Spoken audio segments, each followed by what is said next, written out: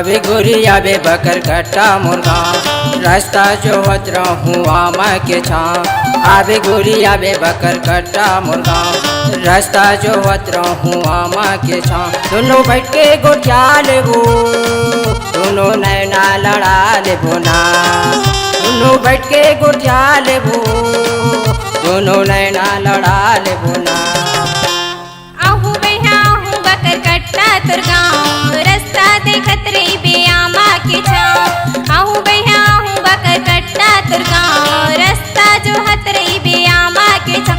दोनों बैठ के गुठिया ले पूरी दोनों नैना लड़ा ले बोना।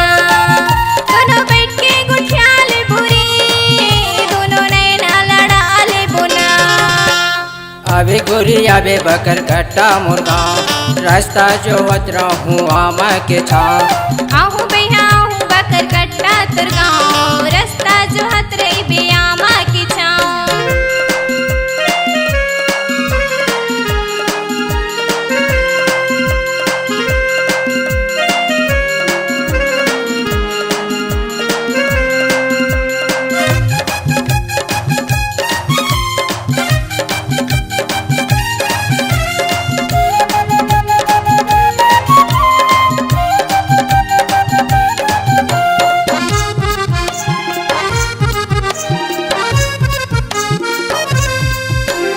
घर के दुआरी में आमा पेड़ छाँव है पूछत अभी गोरी तूला मुरनाव है।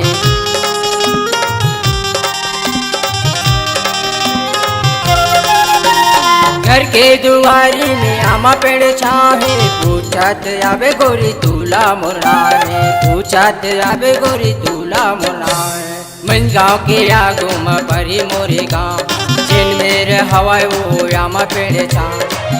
दोनों बैठ के गोठिया लेबो दोनों नैना लड़ा लेबो ना। दोनों बैठ के गोठिया लेबो दोनों नैना लड़ा लेबो ना। अभी गोरी आवे बकर कट्टा मुर्गा रास्ता जो हत रहूँ आमा के छाँ। आवे गोरी आवे बकर कट्टा मुर्गा रास्ता जो हत रहूँ आमा के छाँ।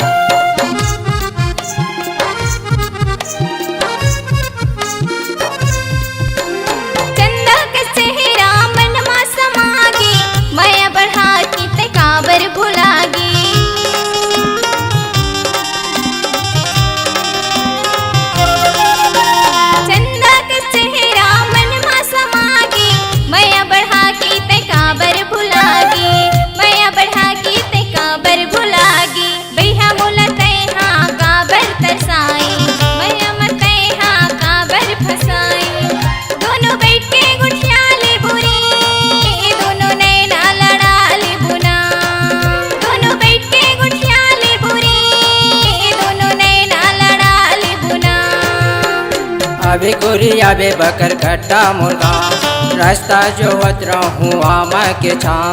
आहू भैया आहू बकर कट्टा तुर गाँव रास्ता जो हत रही बेआमा की छाँव।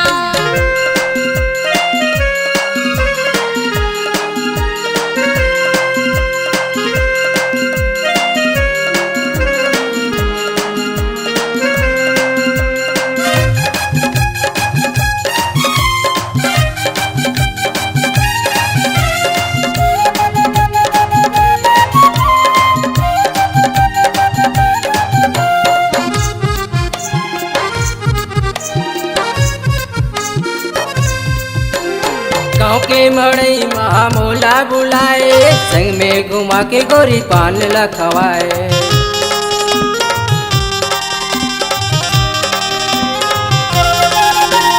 गाँव के मड़ई मोला बुलाए संग में घुमा के गोरी पान लखवाए। संग में घुमा के गोरी पान लखवाए। तोरी तोर सुरता मोला सताए माया करके गोरी तय मोला भुलाए।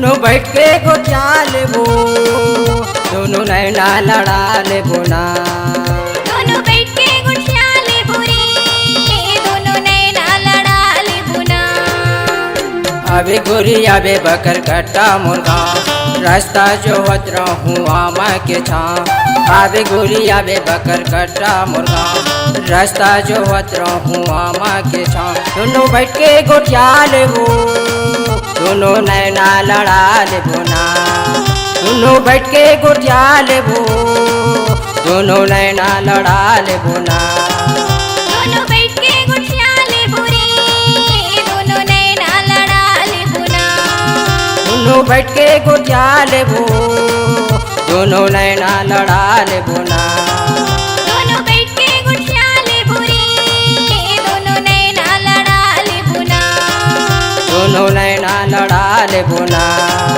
दोनों नैना लड़ा लेबो ना दोनों नैना लड़ा लेबो ना